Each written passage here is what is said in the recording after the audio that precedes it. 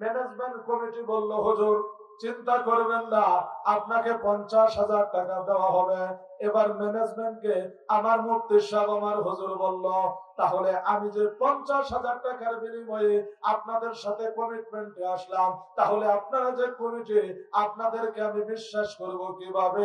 আমার মোবাইলে, আমার অ্যাকাউন্টে আপনি 30,000 টাকা লাগায় দেন। কথা বলেন ঠিক না বেঠিক? অ্যাকাউন্ট নম্বর দেওয়া হলো 240 মানে 420 কি অ্যাকাউন্ট নম্বর দিয়ে দেওয়া হলো। টাকা 30,000 দিলেন। কেন বললাম? একজন মানুষের কাছে আল্লাহ প্রতিদিন ফেরেশতা, প্রতিদিন আজরাইল নামক ফেরেশতাকে 70 বার পাঠায় তার জান কবজ করার জন্য। কয়বার? আচ্ছা, 6 মাস পরে আমি ওয়াজ করব, 6 মাস আগে আমি টাকা নিয়ে নিলাম। আচ্ছা, 6 মাস যে বেঁচে থাকবো এটার নিশ্চয়তা কি? কি কথা বলতে বল নাই মানে আছে দেখে তো আমরা টাকা আগে দিই নাই। আবার কি এইভাবে টাকা নিয়ে কত বক্তা দুনিয়া থেকে চলে গেল। এই যে রাস্তায় কালেকশন করে করে, মানুষের বাড়ি বাড়ি দাঁড়ে দাঁড়ে কালেকশন করে, হাটে ঘাটে দোকানে কালেকশন করে, রাস্তায় ভ্যানওয়ালা ভাইদেরকে আটকায়া টাকা নিয়ে আপনি টাকা পাঠায় দিলেন বক্তার কাছে আগে আগে। এই বক্তার টাকা নিয়ে কিছুদিন পরে রোড অ্যাক্সিডেন্টে মারা গেলেন, দুনিয়া থেকে চলে গেলেন। আচ্ছা বলেন, ওই টাকা কি জীবনেও ফেরত দেওয়া হয়েছে? তার মানে বোঝা গেল, কোরআনের কথা আমরা বলি, আমরা কোরআনের তাফসীর নিজেরাই মানি না। কি কর? আমরা কোরআনের কথা বলি, প্রতিদিন ফেরেশতা আজরাইল আসতেছে জান কবজের জন্য, এটা আমরা বলি, আমরা বিশ্বাস করি, কিন্তু আমরা আমল করি না। এই জন্য টাকা আগে নেওয়া হয়। তার মানে বোঝা গেল 6 মাস পরে ওয়াজ হবে, 6 মাস আগে টাকা নেওয়ার পরে। তাহলে যিনি এইভাবে আমরা নিলাম, আমার ওয়াজ শুনলে কতটুকু উপকার হবে আপনারা নিজেরাই বোধগম্য হয়ে একটু চিন্তা ভাবনা করে দেখবেন। কথা বলেন ঠিক কিনা? তবে যেমন আমার একটা গাড়ি নিয়ে আসা হয়েছে, আমার মিডিয়ারা আছে, একটা খরচ আছে না ভাই? জোরে কোন আছে না? ম্যানেজমেন্ট যারা, তারা এটা বিবেচনায় দেখবে। আমি আমার মাদ্রাসায় হাফেজ মুতাসাম্মিল্লাহ সাহেব, অর্থাৎ আমার বাবাজির ছেলে, আমার মাদ্রাসায় তিনি হেফজ বিভাগের শিক্ষক হিসেবে 1 বছরের উপরে তিনি দায়িত্ব পালন করতেছেন। বাবাজি আমাকে যখন দাওয়াত দেয়, এখন পর্যন্ত এরকম কোন আলাপ হয় নাই যে আপনি 2,000, 5,000, 10,000 টাকা আমার মোবাইলে পাঠায় দেন, তাহলে আমি আপনার ওইখানে ওয়াজে যাব, এরকম কোন আলোচনা হয়? কারণ আমরা কন্টাক্ট করি, অগ্রিম টাকা নিয়ে ওয়াজ মাহফিল করি। ওইটা যাবেন না, শুনলে আপনার ভিতরে পরিবর্তন আসবে না। শীতের রাত্রে বসে থাকবেন, এই যে কষ্ট করবেন, এটাই আপনার লস। কি কন? এর চেয়ে যদি বাড়িতে বসে থাকেন, একটু কোরআন তেলাওয়াত করেন, তাহলে কি ভালো হবে না? এই জন্য যাদের ভিতরে দেখবেন আল্লাহ রাসূলের মহব্বত প্রেম নাই, এদের আলোচনাগুলি শুনলে আপনার আমলের পরিবর্তন হবে না, বরং ইশকে রাসূলের বিরুদ্ধে আপনার অবস্থান তৈরি হবে। এটা সর্বোচ্চ ভাবে আপনাকে খেয়াল করা দরকার আছে না? নাই বলেন, আছে না? একটু দুরূদ শরীফ পড়েন। আল্লাহুম্মা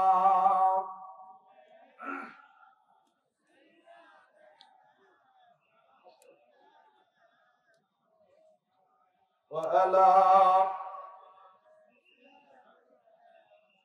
মাওলানা। আচ্ছা দেখেন, আপনারা যে বসছেন, বসার এটা বাংলাদেশ মানচিত্রের মতো হয়েছে, ঠিক না? দেখেন তো, মোটামুটি এই পাশে একটু লম্বা, আমাদের এই পাশে, আবার এই পাশে আছে, আবার দেখেন যারা আসতেছে সে একবারে ওই পাশে। কথা বলেন ঠিক কিনা? এই পাশে আমাদের টোটাল জায়গা ফাঁকা, যদি সম্ভব হয়।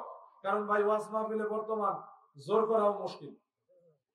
যদি বলে হুজুর আমার জায়গা থেকে আমি উঠবো না, মুশকিল না? মুশকিল না?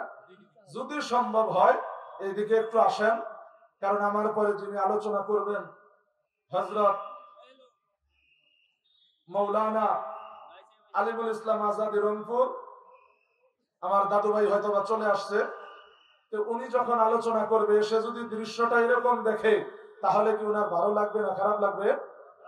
অবশ্যই খারাপ লাগবে। দাদু ভাইরা আমার, আমি আল্লাহ রসুলের আলোচনা করতেছিলাম, একটু এদিকে আসান। আমি আল্লাহ রসুলের দরুদের আলোচনা করতেছিলাম।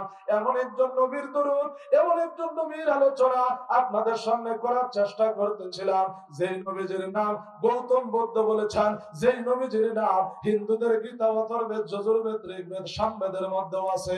জোরে জোরে বলা যাবে কি আল্লাহু আকবার। বেদ শাস্ত্রকে 4 ভাগে ভাগ করা হয়েছে, ডিভাইডেড করা হয়েছে, ক্লাসিফিকেশন করা হয়েছে 4 ভাগে। বলেন কয় ভাগ? 4 ভাগ। অথর্বেদ, যজুর্বেদ, ঋগ্বেদ, সামবেদ। কয়টা হলো? 4টা না?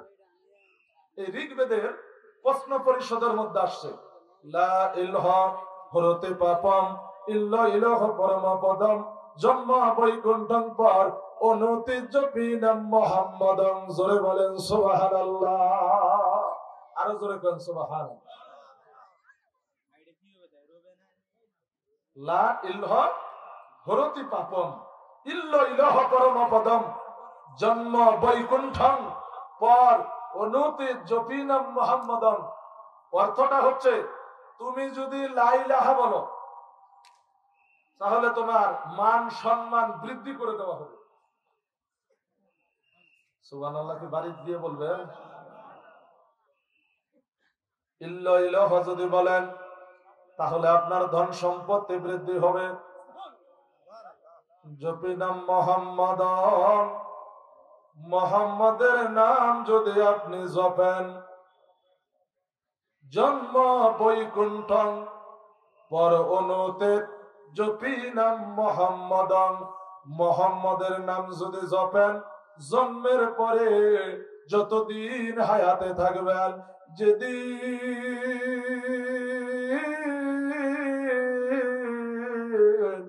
আপনি দুনিয়ার মায়া ত্যাগ করে দুনিয়া থেকে চলে যাবেন, হিন্দু শাস্ত্রে বলা হচ্ছে ওই নির্ধারণ সময় তোমাকে যখন ওই বাস করে দিয়া পুরে ছাই করে দিয়া এক মুষ্টি ছাই কলসির ভিতরে দিয়া নদীর ভিতরে দিয়ে বলা হবে ওম শান্তি ওম শান্তি ওম শান্তি। ওই নির্ধারণ সময় জন্ম বৈকুণ্ঠং, জন্মের পরে যখন তুমি মারা যাবা, তোমাকে পুরে ছাই করে দেওয়ার পরে বৈকুণ্ঠং অর্থাৎ তোমারে সৃষ্টিকর্তা স্বর্গ তথা জান্নাতে বসবাস করার সুযোগ দিয়ে দিবে। কোন সুবহানাল্লাহ, আর জোরে বলেন সুবহানাল্লাহ, আর একটু আওয়াজে বলেন সুবহানাল্লাহ। তাহলে কি বোঝা গেল? মুহাম্মাদের নাম, কার নাম? তাওহীদের মুর্শিদ আমার, মুহাম্মাদের নাম মুর্শিদ, মুহাম্মাদের নাম বলেন তাওহীদের মুর্শিদ আমার, মুহাম্মাদের নাম মুর্শিদ মুহাম্মদ। ওই নাম জপলে পাবে খোদারে কালাম, মুর্শিদ মুহাম্মাদের নাম মুর্শিদ মুহাম্মাদের নাম। জোরে কোন আল্লাহু আকবার। হে মুহাম্মদ কামলিওয়ালা, আয় রে আমার বুকে আয়। কন্যা সুবহানাল্লাহ। ওই মুহাম্মাদের নাম জপলে লাভ হবে না লজ হবে? জোরে বলেন, আওয়াজে বলেন, লাভ হবে না? লা ইলাহা হরতে পাপম ইল্লা ইলাহা পরম পদম জন্ম বৈকুণ্ঠং পরনুতে জপে নাম মুহাম্মাদং। মদবর্তিতা দিরাদ্রাক্রান্ত প্রকৃতিতা বৃষাণং ভক্ষয়েতে সদা বেশাস্ত্র চম্মিতা হুতারমিন্দ্র মহাসুরিন্দ্র ইন্দ্রেরিন্দ্র শ্রেষ্ঠং শ্রেষ্ঠং পরমং ভক্ষম ইল্লা মুহাম্মদ রাসূল।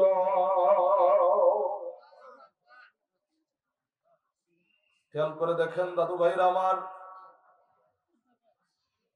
একজন গিয়ে বলল, হে ভগবান, হে অবতার, আপনি কি সবচাইতে পৃথিবীতে সর্বশ্রেষ্ঠ মহামানব? উনি বলতেছে না। তাহলে কে? ইন্ট্রোডিউস কি, পরিচয় কি?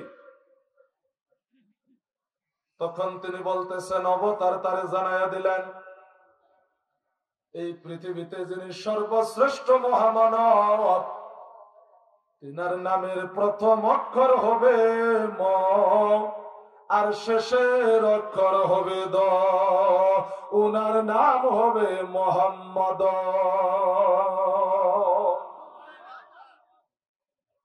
চিন্তা করেন বন্ধুগণ আমার, খেয়াল করেন, আরো গভীর মনোযোগ খেয়াল করেন। মদবর্তিতা দ্রাদ্রাক্রান্ত প্রকৃতিতা বৃষাণং ভক্ষয়েতে সদা বেশাস্ত্র সম্মিতা। উনি ডাক দিয়ে বলতেছে, বেদের মধ্যে এমন একজন মহামানবের পরিচয় দেওয়া হয়, যে মহামানব দুনিয়ার জমিনে গো গোশতকে তার উম্মতের জন্য খাওয়া হালাল করে দিবে। তিনার নাম হবে মুহাম্মদ। আল্লাহু আকবার বলেন। ওনার নাম কি হবে? মুহাম্মদ। গো গোশত মানে গরু গোশত। আচ্ছা, যারা হিন্দু ভাইরা, তারা কি গরু গোশত খায়? তারা গরুকে মা হিসেবে পূজা করে, ঠিক? আমরা খাই না? নাই? কে কে খান? হাত তোলেন তো। আমি মোটামুটি বাদ দিছি আর কি। রাসূলের একটা হাদিস আছে, গরুর গোশত হলো রোগ, গরুর দুধ হলো মেডিসিন, ওষুধ। ডাক্তারের কাছে গেলে যা হয় হোক, গরুর গোশত কম খাই। কি ভাই, ঠিক না? কারণ এখান থেকে রোগের উৎপত্তি হয়।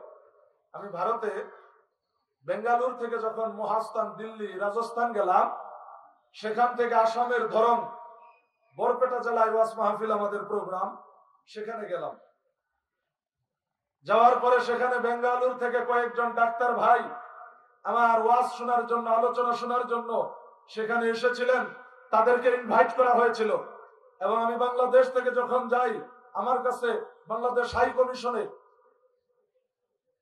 মানে চিঠি পাঠানো হয়েছিল, ইনভাইটেশন লেটার যাকে বলে।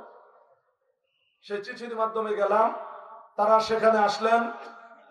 আসার পরে আলোচনা হলো, আমাকে বললো যে হুজুর, আপনাদের দেশের মানুষ বেশি মরে দুইটা কারণে। কয়টা? এক নম্বর হলো তারা গরুর গোশত পরিমাণের চাইতে অনেক বেশি খায়। আর দ্বিতীয় নম্বর, তারা যে কোনো খাবার যখন খায় মিষ্টি জাতীয়, এত বেশি মিষ্টি খায়, এত বেশি সুগার খায়, এই দুইটা জিনিসের কারণে বাংলাদেশের মানুষ বেশি তাড়াতাড়ি মরে। চিন্তা করলাম, হায়াত মউত আল্লাহর কাছে, তারপরে একটু সতর্কতা অবলম্বন করা দরকার আছে না নাই? বলেন আছে না নাই? সতর্ক